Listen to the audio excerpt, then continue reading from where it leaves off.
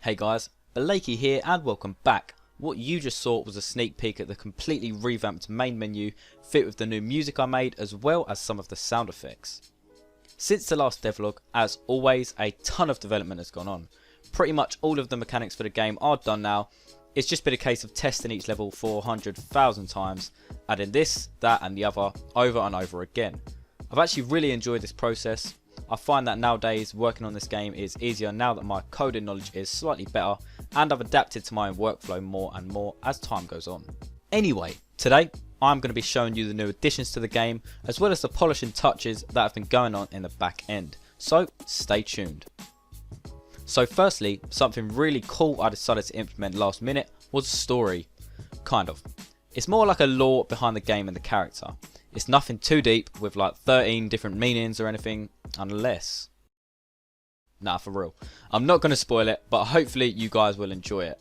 This lore is told through the use of tutorials, tips and tricks that are spread out through the levels and told via text.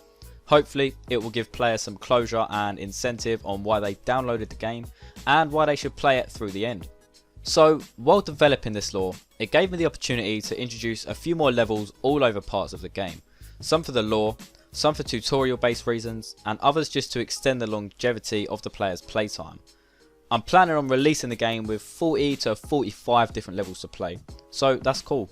And who knows, maybe in the future I'll release a free DLC download with another pack of levels with a twist on them. We'll see. The levels now have more variety, with some levels forcing the player to complete it without the dash, and others where you have unlimited dashes, yet they are much harder. Believe me, I may or may not have racked up like 200 deaths in like 1 hour while playtesting. Anyway, speaking of deaths, I have included a new system in which I get notified whenever anybody dies in my game on an external dashboard. This will give me an indication on just how trash you all are at Silhouette Dash and give me a reason to absolutely rinse you all. Joking. Maybe. I can't really talk anyway. It has been tracking my own deaths for like the past 6 days since I set up the system, and on the 25th of July I've racked up almost 500 deaths in 1 day. But that's because of testing purposes, I promise. I will be disappointed if I don't see the overall death counter reach the 1000 mark, as some of these levels are not easy, I am telling you. Like the last level in the game, damn, I want to see people play that.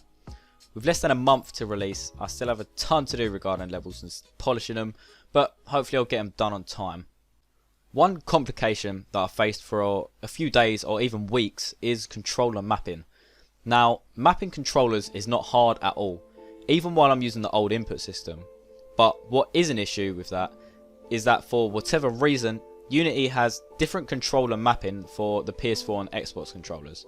So what I mean is, where number 1 is the bottom button on a PS4 controller, the same number 1 is the top button on an Xbox controller.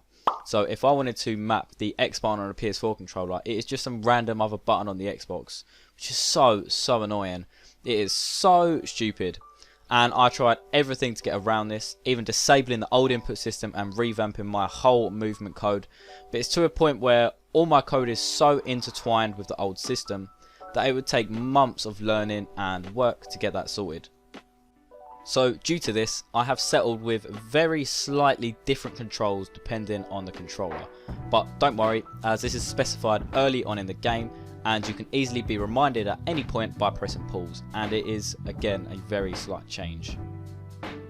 And if you really can't get comfortable with the controls, you can always use a keyboard.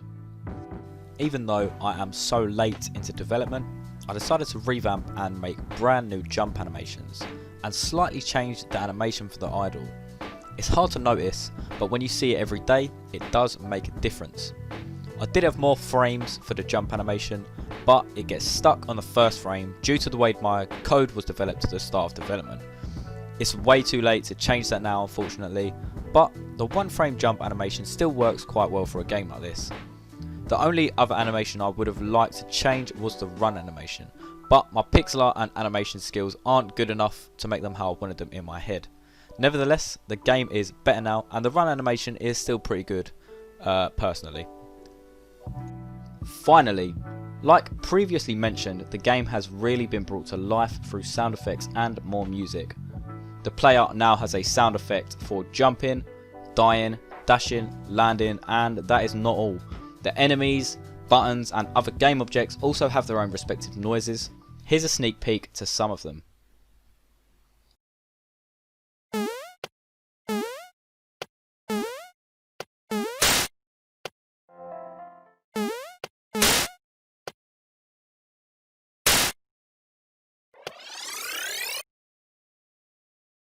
I still have more to add, but so far it's coming along really well. As well as sound effects, there is some more tracks I've made for the game. Here is part of one of them.